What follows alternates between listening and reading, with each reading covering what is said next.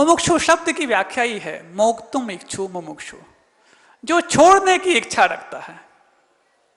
जो मोक्ष की इच्छा रखता है उसका नाम नहीं मुमुक्षु।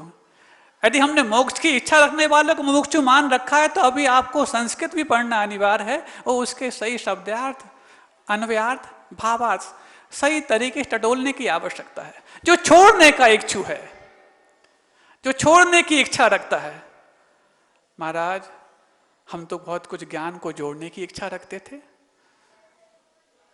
उस मोक्ष मार्ग को पाने की इच्छा रखते थे, उस मोक्ष भाव को पाने की इच्छा रखते थे। यहां पाने की बात ही नहीं है, शब्द सा उसका अर्थ है कि छोड़ने की इच्छा रखते हो तो तुम मुमुक्षु अवश्य हो। तो परम मुमुक्षु तो कल आपकी नगरी में पधारे हैं दशम तीर्थंकर शीतलनाथ भगवान के 10 प्रतीक के रूप में। अब क्या छोड़ें महाराज? तो पहले तो ये सोचें क्या क्या जोड़ा है आज तक। कहाँ जोड़ पाए महाराज? जोड़ने का प्रयास तो बहुत करते रहे, लेकिन जो पाना चाहते हैं वही नहीं मिलता, और वो मिल जाता जो नहीं चाहते हैं। तो जब ये समझ लिया है कि जो नहीं पाना चाहते वो मिल जाता है, तो एक बार जो आप पाना चाहते हो उसको नहीं पाने की इच्छा कर लो, हो सकता है वो मिल जाए। जब आपका अनुभव ये है ना कि जो हम पाना चाहते हैं वो ही हमें नहीं मिलता, जो हम पाना चाहते हैं वो नहीं मिलता, लेकिन जो नहीं पाना चाहते वो मिल जाता है, तो ठीक है, जो आप पाना चाहते हो उस वस्तु के प्रति नहीं पाने का भाव पैदा कर लो। इस देह में रह करके भी देही को पहचान जिसकी व्यक्ति के अंदर हो जाती है, तो वो देह से देहातीत हुए बगैर देही की उपासना को इस तत्परता के साथ करता है कि वो देहस्थ जो आत्म तत्व है उसको प्राप्त करके ही छोड़ता है। तीर्थंकरों ने इस परिग्रह को बिल्कुल पाना नहीं चाहा, बिल्कुल पाना नहीं चाहा। और जो आपका अनुभव है भगवान बंधु, वो ही उनका अनुभव रहा कि जो पाना नहीं चाहा वो उनके पीछे दौड़ा, जो जो छोड़ा वो चीज उनके पीछे लगने के लिए तत्पर हो गई। उन्होंने किसी प्रकार से अच्छा पाटा मिल जाए, अच्छा सिंहासन मिल जाए, ये वांछा नहीं कि अपने मुनि जीवन के काल में तो सिंहासन प्रतिहार के रूप में वो सुशोभित हो गए।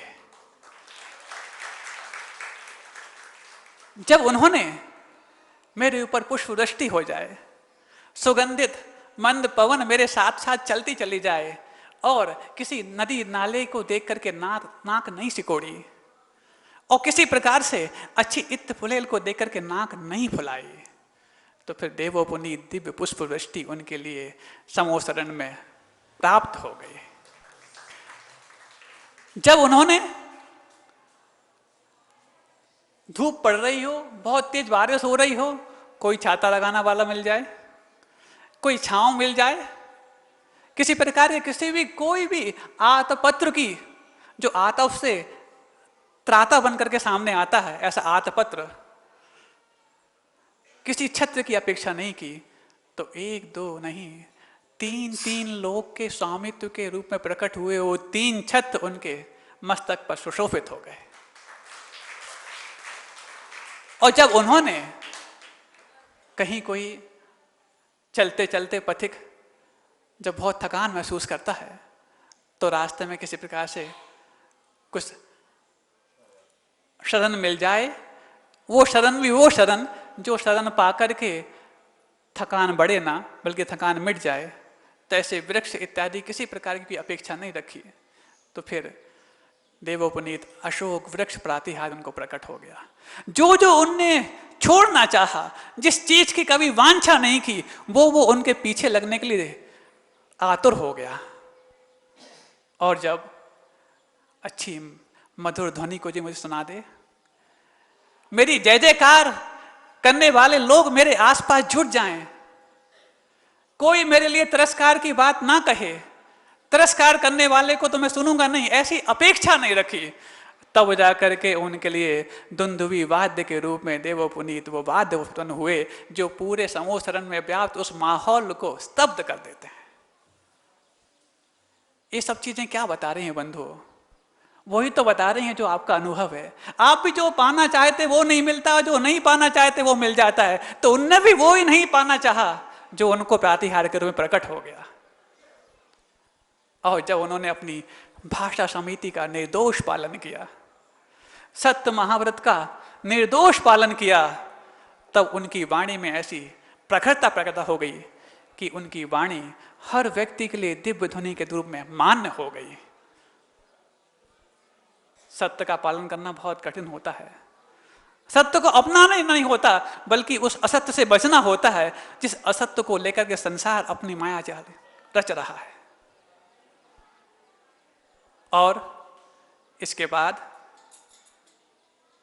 कभी मैं कैसा दिख रहा हूं पता नहीं, धूप में आया हूं, पसीना ज़्यादा हो गया हो, कुछ मिट्टी लग गई हो, तो लोग मुझे देख करके पहचान पाएंगे कि नहीं पहचान पाएंगे। हालांकि आजकल तो मास्क आ गए हैं, अब तो चेहरे से पहचान करना बहुत मुश्किल हो गई है, लोग दूसरों की आंखों को देखकर पहचान जाते हैं। तो आज संसारी प्राणी दूसरे की आंख को देख के पहचान रहा है, तो मुमुक्षु दूसरे की दृष्टि को देख के पहचान जाता है। क्योंकि जिसकी दृष्टि में मात्र दृष्टा रहता है, जिसके ज्ञान में मात्र ज्ञाता रहता है, वही तो सही परम मुमुक्षु होता है। और ऐसा ही मुमुक्षु जो होता है वो अपने उस तुम इच्छु की भावना को साकार करने में लगा रहता है। और इतना सब कुछ होते हुए भी जब उनके अन्य प्रातिहारों की पूर्ति नहीं हुई तो कुछ चीजें और रह जाती हैं जिनको छोड़ने के बाद ही सब कुछ। तो वो उन्होंने जब उन दर्पण की अपेक्षा नहीं रखी कि मेरा चेहरा उसमें देख करके मैं अपने आप को संभाल लूँ, तो ऐसा भामंडल प्रातिहार प्रकट होता है कि उसमें उनके नहीं, तीन लोक के समस्त प्राणियों के एक दो भाव नहीं, सात सात भाव दिखने लग जाते हैं।